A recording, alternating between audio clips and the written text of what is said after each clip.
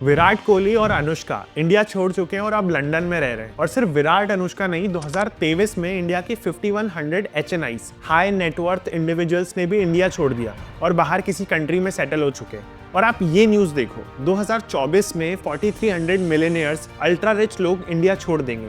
Reason taxes. I know, आप सोच रहे होंगे इतना कमा रहे हैं, क्या ही टैक्स भरते होंगे, और अगर समुद्र में से एक बाल्टी कम भी हो जाएगा तो क्या ही फर्क पड़ेगा। बट प्रॉब्लम ये नहीं है, और इसलिए विराट अनुष्का ने इंडिया छोड़ दिया और अल्ट्रा रिच लोग इंडिया छोड़ रहे हैं। सो आज इस वीडियो में मैं आपको एक्सप्लेन करूंगा कि क्यों इंडिया के अल्ट्रा रिच लोग इंडिया छोड़ रहे हैं, मिडिल क्लास इंसान कितना टैक्स और कहां टैक्सेस भर रहा है, इतना टैक्स भरने के बाद हमें मिडिल क्लास को क्या फैसिलिटीज मिल रही है, और साथ में आपको कंपैरिजन करके बताऊंगा अलग अलग कंट्रीज से कि वहां कितने टैक्सेस हैं और क्या क्या फैसिलिटीज हैं, और लास्ट में आपको सोल्यूशन भी बताऊंगा कि कैसे हम हमारे हक के लिए लड़ सकते हैं।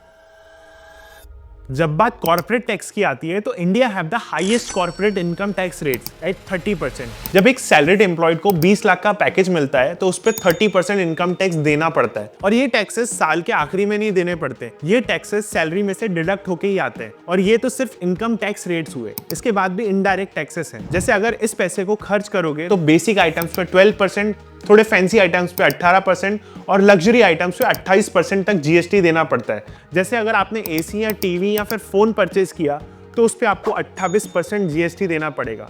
लग्जरी रेस्टोरेंट में खाना खाने जाओगे तो 18% तक टैक्सेस है। और ये तो सिर्फ आइटम्स की बात हुई, घर की बेसिक नीड्स पे भी आप 5% आपको टैक्स देना पड़ता है। इसके बाद आपने सोचा कि आपको घर या कार खरीदना है, जो कि अब बिल्कुल बेसिक नीड हो चुकी है, वो खरीदना है, तो एक कार खरीदने पे 28% जीएसटी, 22% सेस प्लस 11% आरटीओ का पैसा लगता है, जो कि लगभग 55 से 60% होता है। प्लस इंश्योरेंस खरीदोगे तो उस पर टैक्स। उसके बाद भी आप इस कार को रोड पे चलाओगे तो आपको टोल टैक्स देना पड़ेगा। पेट्रोल भरवाओगे तो पेट्रोल पे भी 50% टैक्सेस है। मतलब आपने 26 लाख की कार आपको 44 लाख रुपए की पड़ती है, और इसके बाद भी टोल टैक्स और पेट्रोल अलग। घर खरीदोगे तो घर की टोटल वैल्यू पे भी आपको 12.5% टैक्सेस देने पड़ते हैं, जो कि स्टैम्प ड्यूटी या रजिस्ट्री के नाम से लिया जाता है। मतलब 1 करोड़ के घर पे 12.5 लाख रुपए ऐसा टैक्सेस आपको पे करने पड़ेंगे। इसके बाद भी आपको हर साल प्रॉपर्टी टैक्स देना पड़ेगा, तो उसकी रेंटल इनकम पे भी आपको टैक्स देना पड़ेगा। और उस प्रॉपर्टी को बेच के अगर आपने सोचा कि प्रॉफिट कमा लेता हूं, तो उसमें अलग से आपको एक कैपिटल गेन टैक्सेस देने पड़ेंगे,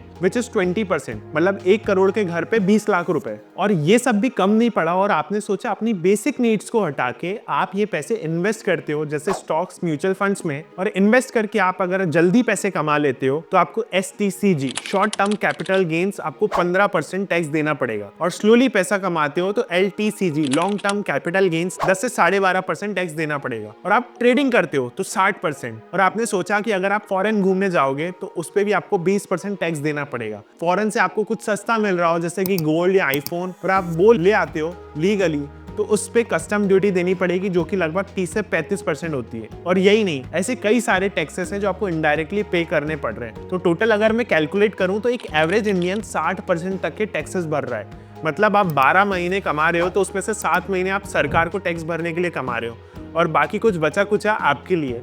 और ये टैक्सेस सिर्फ कॉर्पोरेट्स को ही नहीं लग रहे, ये टैक्सेस एक बिजनेसमैन को भी लग रहे हैं। बस इतनी सी सहूलियत है कि वो थोड़ा बहुत जीएसटी रिबेट ले लेता है और इनकम टैक्स पे थोड़ा सेव कर सकता है एक्सपेंसेस दिखा के। और जो बिल्कुल लोअर मिडिल क्लास है उसके लिए तो कोई इनकम टैक्स ही नहीं है। इवन उन्हें तो सरकार अपने बोर्ड्स के लिए फ्री में रेवड़ियां बांट रही है, अलग अलग योजनाएं निकाल के। तो सबसे ज्यादा भार अगर किसी पे पड़ता है तो वो है मिडिल क्लास पे, जहां उससे ये सब जमाने के टैक्सेस देने पड़ते हैं। और सिर्फ आपको लग रहा है कि करंट सरकार ये सब टैक्सेस ले रही है, तो ऐसा नहीं है। आज से 10-11 साल पहले के टैक्सेस का ये स्ट्रक्चर देखो, या आपको डायरेक्ट और इनडायरेक्ट टैक्सेस 97% तक मिलेंगे। और जब बात टैक्सेस लेने के बाद सर्विसेज देने की आती है तो हमारे इंडिया के ये हाल है। इंफ्रास्ट्रक्चर और ट्रांसपोर्ट के नाम पे आपको ये मिलेगा, सड़क पे गड्ढे ही गड्ढे।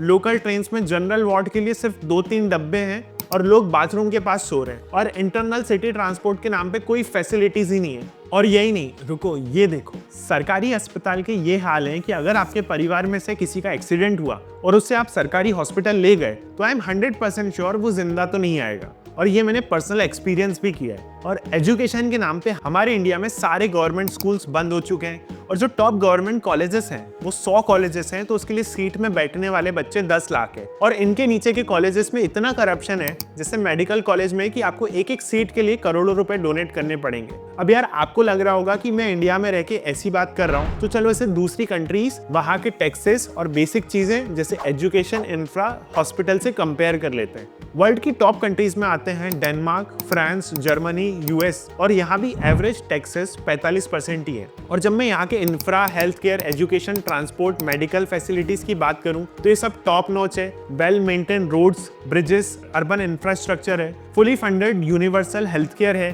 कोई डायरेक्ट चार्जेस नहीं है डॉक्टर विजिट्स, हॉस्पिटलाइजेशन और प्रिस्क्राइब मेडिकेशंस पे, इंटीग्रेटेड एंड एफिशिएंट नेटवर्क्स हैं ट्रेन्स, बसेस एंड फेरीज के, फ्री एजुकेशन है प्राइमरी स्कूल टू यूनिवर्सिटीज के लिए, पेड स्टूडेंट ग्रांट्स है to support living expenses. Health care की बात करूँ तो सब टैक्स फंडेड है फॉर सिटीजन्स और कोई एक्सपेंसिव भी नहीं है और सब टॉप नॉच है। और यही एक बहुत बड़ा रीजन है कि इंडिया के टॉप HNIs, अल्ट्रा रिच लोग और विराट, अनुष्का जैसे लोग इंडिया छोड़ रहे हैं और बाहर शिफ्ट हो रहे हैं, क्योंकि यहाँ पे क्वालिटी ऑफ लाइफ नहीं है। 5 करोड़ की कार खरीदोगे, सड़कों पे गड्ढे ही गड्ढे हैं। सेफ्टी भी एक बहुत बड़ा कंसर्न है काफी अल्ट्रा रिच लोगों के लिए।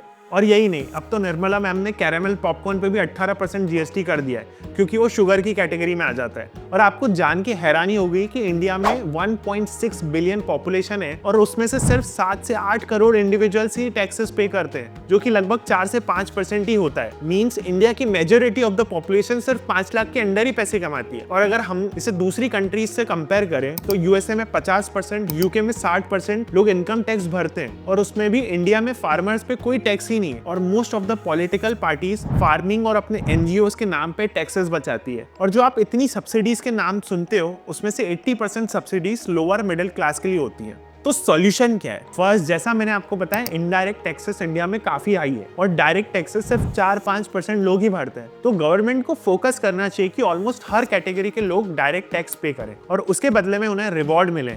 फॉर एन एग्जाम्पल, एक world class free education system, free health system, free transports. अगर आपने टैक्सेस पे किए तो आपको वो कार्ड मिलेगा जिसके थ्रू आप इन सारी वर्ल्ड क्लास फैसिलिटीज को फ्री में अवेल कर सको, ताकि ये रेशो बढ़ेगा, ना कि फ्री की रेवड़ियां बांटो सिर्फ वोट्स के लिए जिनका कोई काम नहीं होता। और इनडायरेक्ट टैक्सेस हैं, या तो वो बिल्कुल मिनिमम हो या तो खत्म कर देना चाहिए, क्योंकि अगर पूरे इंडिया का सारा भार सिर्फ 4-5% लोगों को पड़ेगा तो वो लोग 100% इंडिया छोड़ देंगे और दुबई जैसी कंट्रीज में शिफ्ट हो जाएंगे जहां कोई टैक्सेस नहीं है। यहाँ तो टैक्सेस हैं बट वर्ल्ड क्लास फैसिलिटीज और सेफ्टी भी है। अब जहां ब्लैक मनी व्हाइट में कन्वर्ट हो रही है उस पर ध्यान देना चाहिए। सिर्फ स्मॉल स्केल फार्मिंग पे ही 0 टैक्सेस रखना चाहिए। बिग स्केल फार्मिंग पे गवर्नमेंट को टैक्स चार्ज करना चाहिए। आपने बेसिक चीजें जैसे इंफ्रा, हेल्थ, एजुकेशन, इन सब पे गवर्नमेंट को काम करके इसे world class and top notch बनाना चाहिए, ताकि अगर उनकी फैमिली में से किसी को भी कुछ हो गया तो वो भी आंख बंद करके उस मेडिकल फैसिलिटीज को यूटिलाइज कर पाए, ना कि फॉरेन जाना पड़े या प्राइवेट हॉस्पिटल्स में। थर्ड, HNIs इंडिया छोड़ रहे हैं और क्योंकि टैक्स ज्यादा है, क्वालिटी ऑफ लाइफ बिल्कुल नहीं है,